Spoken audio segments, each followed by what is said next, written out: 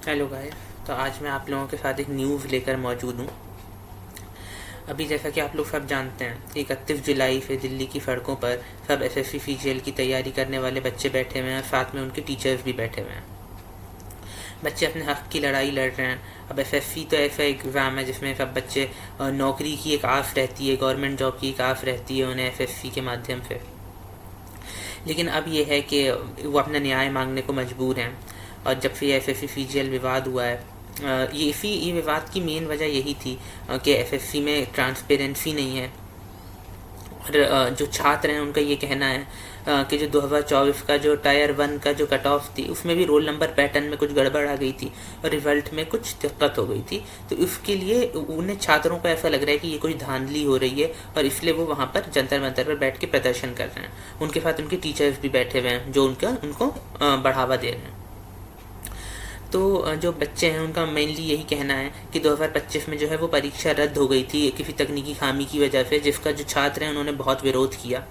तो अभी जो लोग वहाँ पे बैठे हुए हैं उनको अरेस्ट करा जा रहा है, और उनके मेन मुद्दे यही हैं कि एडिक्वेटी कंपनी पर रोक लगाई जाए। अब मैं आपको बता दूं, एडिक्वेटी कंपनी जो है ये एक वो कंपनी है जो एसएससी सीजीएल को कंडक्ट करवा रही है, और इस कंपनी पर यह आरोप है कि इस पर तकनीकी खामियां इस कंपनी में बहुत हो रही हैं, और इसी वजह से एसएससी सीजीएल जो है स्मूथली नहीं हो पा रहा है और उसमें टेक्निकल प्रॉब्लम्स आ रही हैं।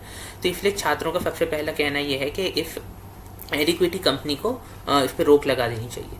फिर दूसरी उनकी मांग ये है कि परीक्षा की जो डेट है वो तय होनी चाहिए, और वैसे ही रिजल्ट की भी डेट तय होनी चाहिए। पूरा एक एकेडमिक कैलेंडर बनाया जाना चाहिए, जैसा कि यूपीएससी और एग्ज़ाम्स में बनाया जाता है। थर्ड जो उनकी जो मांग है वो ये है कि जो नॉर्मलाइजेशन होता है, तो ये नॉर्मलाइजेशन का जो प्रोसेस है ये ट्रांसपेरेंट होना चाहिए। ठीक है, उनका ये आरोप है कि इसमें भी कुछ धांधली होती है जो कि नहीं होनी चाहिए।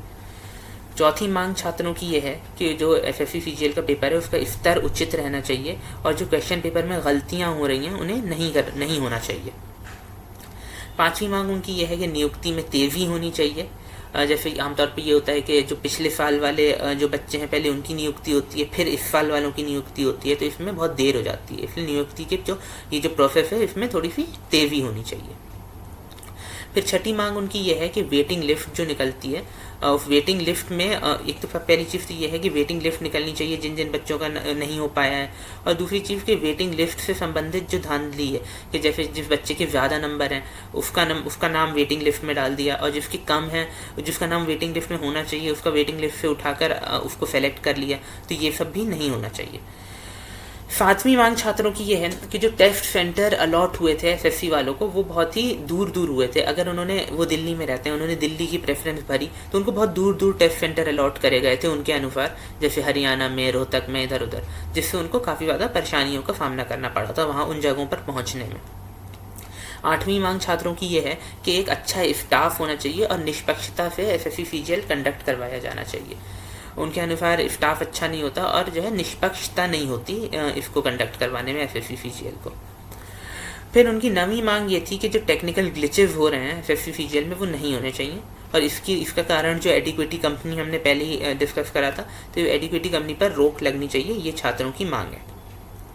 छात्र ये कहते हैं कि भाई पेपर लीक जो होता आया है उस पर ये बात होती है कि सीबीआई जांच होगी, लेकिन कुछ नहीं हो पा रहा है और फिर वही चीज़ हो रही है। बीपीएससी, रेलवे, शिक्षा भर्ती सबका वही हाल है। तो इसलिए आज आप देखिए सोशल मीडिया पे ट्वीट्स हैं, लाखों कहानियां हैं कि बच्चे अपनी तैयारी की पूरी जर्नी सुना रहे हैं कि कैसे आर्थिक दिक्कतों का सामना करते हुए उन्होंने तैयारी करी, और आज एसएससी सीजीएल में ये सब कुछ हो रहा है। उन पर लाठीचार्ज हो रहे हैं, हिरासत में उन्हें ले लिया जा रहा है, यहाँ तक कि जो टीचर्स हैं उनके साथ भी मारपीट करी जा रही है। नीतू मैम जो एक एसएससी सीजीएल में इंग्लिश पढ़ाने वाली टीचर हैं, उन्होंने ये बोला है कि जब जब युवा बोला है तब तब सिंहासन डोला है, ये उनका स्टेटमेंट है। तो वह यही कहना चाह रही हैं कि इतिहास को फिर से हमें नहीं दोहरने देना है। इसलिए सभी लोगों की जो है सरकार से ये मांग है कि जो भी एसएससी सीजीएल वालों की मांगे हैं उनको पूरा किया जाए और उनको न्याय दिया जाए। बहुत बहुत धन्यवाद।